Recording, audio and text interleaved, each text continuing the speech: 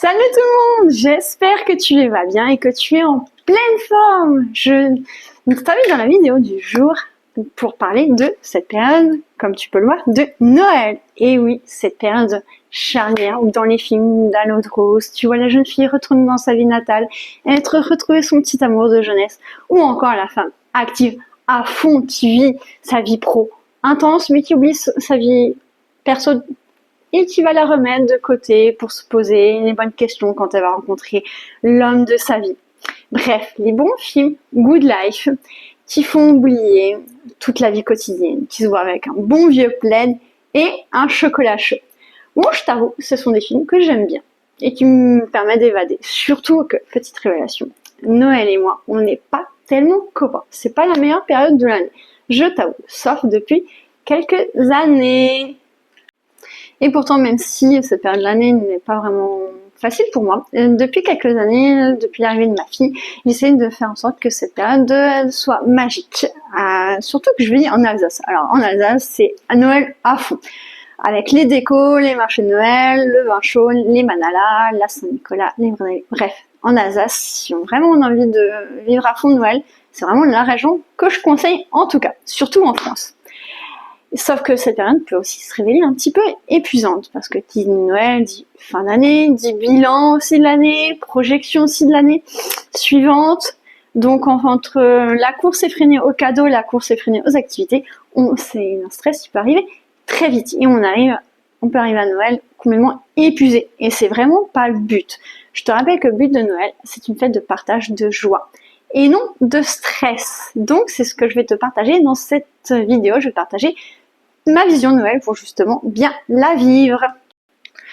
Entre les cadeaux de Noël, les différentes activités de fin d'année, le calendrier de l'Avent, les échéances pro, notre charge mentale peut vite commencer à exploser. Et en plus, si tu rajoutes le petit combo de la diminution des températures, des petites maladies comme le rhume que peut nous ramener nos charmants enfants, et qui fait nuit aussi plus tôt, notre manque de luminosité peut nous amener aussi à une baisse de morale, ce qui peut être normal. Et en plus, si tu rajoutes un deuxième combo de se comparer aux autres, de se comparer aux voisins, parce que si la voisine fait plus, ou en comparaison des réseaux sociaux, alors le stress va faire une petite bombe, ça va être une bombe à retardement. Alors qu'on a complètement tort de se comparer. Il faut vraiment détraumatiser à cette période et relativiser, tout simplement. Apprends à lâcher prise. Alors oui, tu as envie d'en mettre plein la vue à tes enfants, de leur apporter de la joie. Et c'est normal, moi la première. Surtout, mais on a envie aussi que tout soit parfait. Surtout si on se compare aux autres. Clairement, c'est pas vraiment l'idéal. Sauf que tu n'es pas les autres, tu n'as pas la même vie que la voisine, ni même les mêmes traditions. Alors accepte que ce que tu fasses ne soit pas identique à ce que tu vois. Ce que tu vois chez les autres et ce que tu vois sur les réseaux sociaux. Rappelle-toi une chose très importante qu'on a tendance à oublier. Ce que nous voyons, que ce soit chez les autres ou sur les réseaux sociaux, ne représente une infime partie de leur vie. Nous ne voyons pas l'envers du décor. Alors relativise, souffle et supprime les comptes qui te font stresser. Franchement, ne te compare pas aux autres parce que tu ne vois jamais en totale nullité ce qui se passe réellement. Autorise-toi à faire tes propres traditions de Noël et qui te ressemblent et qui est adaptée à ta vie pro et perso. Et n'oublie pas que le but de Noël est la joie et le partage et non le stress. Sois bienveillante envers toi. Et n'oublie pas de dire non si tu es trop sollicité et si tu as besoin de repos. Continue à te reposer. Le repos doit rester une de tes priorités, surtout cette fin d'année. Si tu épuises ton corps et ton mental, tu risques de tomber malade plus facilement. Petit partage, je ne suis pas alsacienne. Et je n'ai pas été élevée avec les traditions alsaciennes du marché de Noël et de la Saint-Nicolas et des bredouilles. Mais pourtant, j'ai inséré ces nouvelles traditions dans ma vie de famille, en les adaptant à ma vie pro et perso, bien sûr. Surtout que, professionnellement, pour mon mari, c'est une période assez chargée. Il va travailler le dimanche, il va pas forcément compter ses heures. Donc, j'ai lancé des petites sessions de bredouilles, mais je vais faire aussi des bredouilles que je maîtrise par cœur et que mes enfants aussi, parce qu'ils commencent à devenir autonomes. Et je vais pas forcément me lancer dans des gros tests, hein. C'est vraiment pas la période de l'année. Délègue, communique et organise. Puis zappe tout ce que tu peux zapper ou que tu as envie de zapper aussi. Si tu es en couple, alors délègue ce que tu n'as pas envie de faire, tu n'as pas le temps.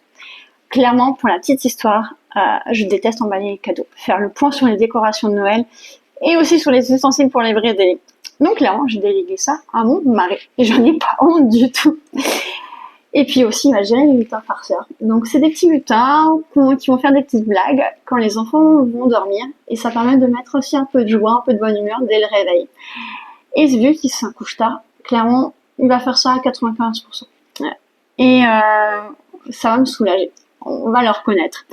Organise-toi aussi un planning pour anticiper les achats et éviter de courir dans les magasins, surtout si tu es comme moi et que tu détestes ça. Par exemple, ma fille à la gym, le lundi et le vendredi, elle finit à 19h, donc on n'est pas rentré avant 19h30. Donc je vais pas mettre de grosses activités ces jours-là. Je vais plutôt mettre des activités autour de Noël, un concours de grimaces, des petites histoires ou des manières de dire joyeux Noël dans d'autres langues. Franchement, le recyclage, c'est la vie. Alors si tu peux les utiliser, go. Et si tu peux pas faire une activité où tu n'as pas envie, ça, il n'est pas honte. Personnellement, j'aurais pas honte de ne pas faire certaines choses. Et le principal, c'est que tu gardes du plaisir. Anticipe aussi les courses alimentaires. Il y a sûrement des choses que tu peux déjà congeler en avance, comme les entremets, des petites choses. Alors fonce. Ça te permettra de faire une économie de temps et de budget. Parce que le budget, c'est le nerf de la nerf. Et puis fais simple. Souvent, les repas les plus simples sont les meilleurs. Et puis ça t'évitera d'être trop stressé, d'avoir passé 36 000 temps derrière les fourneaux. Et ne pas profiter de ta soirée, de ton Noël.